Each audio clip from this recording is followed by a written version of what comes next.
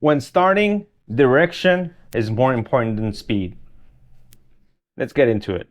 All right, so direction is more important than speed. What does this mean in general? And what it means is that having a clear vision, having a goal, having a set plan to follow will be more important than going full throttle, not knowing where you're headed.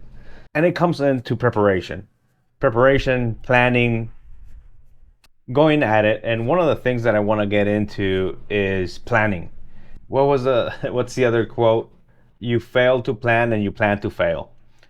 We can't be a little methodical about it. We can't execute everything to the T. But if we stick to an 80-20 principle, essentially hitting our goal 80% of our time and 20% kind of like making it go by feel, we'll be 100% of the time in a better spot than if we didn't plan. And yes, 80-20, 80% of it, we're on it, 20% we're going by feel. It may sound that we're getting 80% of results, which we are, but it is sustainable. The 80-20 principle will give you the sustainability, the balance that you need in order to keep pushing forward and not giving up.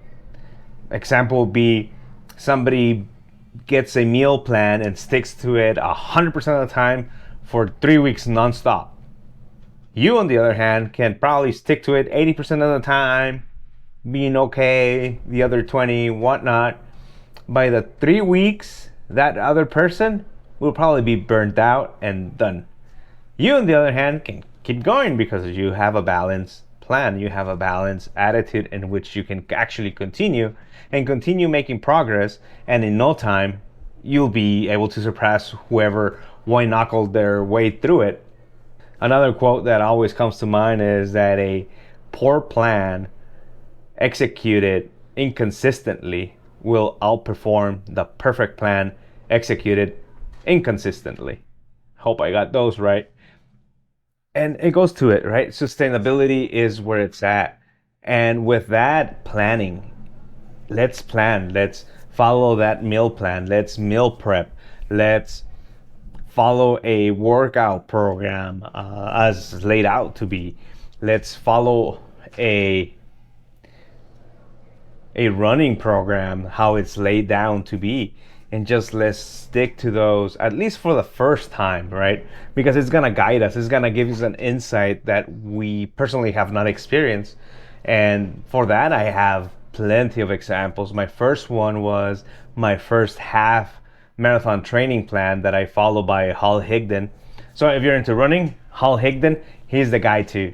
He's the go-to guy for any basic running program or any advanced training program. He has a marathon, he has 5Ks, whatever you need. Go to his website. He has tons of information on running.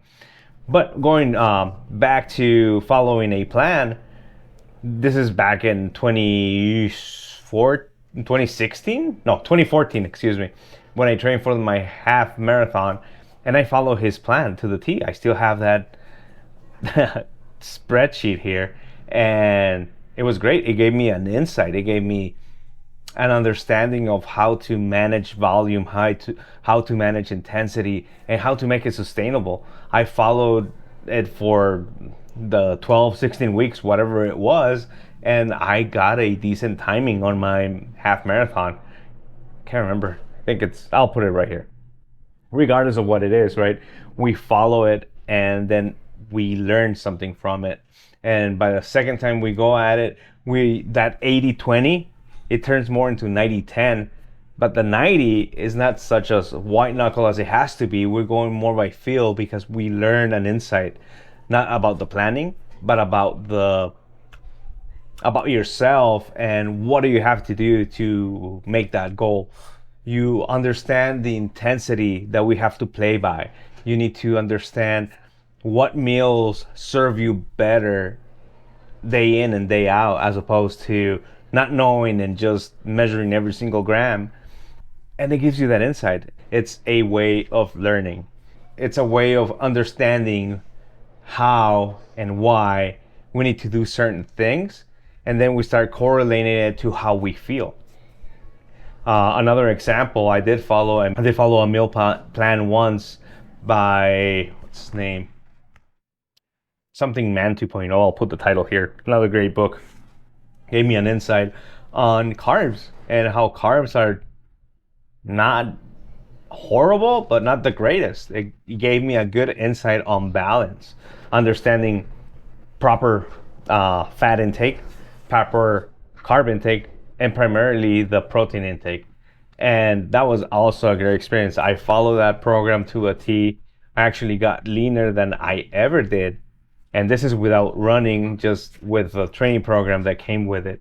And yeah, I don't know. It's one of those things that you have to follow a plan, because direction is more important than speed. Follow the plan. Once you execute that plan, you'll have a better insight, and then you can execute it better with more balance, with more sustainability in the long run. And then slowly you start to enjoy the process. Slowly, instead of going 80-20, as I mentioned before, you might be 60-40, but 60 will be on point every single day kind of deal, and the other 40, it's kind of be like by feel. But now your feel is more adjusted to being on point than not on point, so you'll still be making progress, but it's going to be enjoyable. You don't have to hate it. That is one of the signs that I always tell everybody. If you hate the diet, if you hate the training program, if you hate this or that, then it's probably not for you, or you're doing it wrong. There's ample ways to do things. There's a plethora, one of my favorite movies, The Three Amigos, if you've ever seen it, of ways to do things and actually enjoy them. And once you start correlating how you feel, how becoming stronger, more mobile makes you feel as opposed to not, you start becoming that, you start developing that, not addiction, well, kind of it is, but that correlation between exercise, nutrition, and how you feel. And you start chasing it more. You start wanting to learn more. You start looking for additional plans, or setting up your own plans to execute in order to improve, in order to get better. And that is kind of like why I have this new logo with that not perfect circle, because it's a continuous cycle, and it doesn't have to be perfect, but we have to continuously chase improvement. Because if we're not, then what is the freaking point, right? And what is the point in only surviving when we're actually meant to thrive, to succeed? It doesn't take much, because if you're improving 1% every single day, at the end of the year, you have improved 360%. That's, you got 3 times as better as you were at the beginning of the year.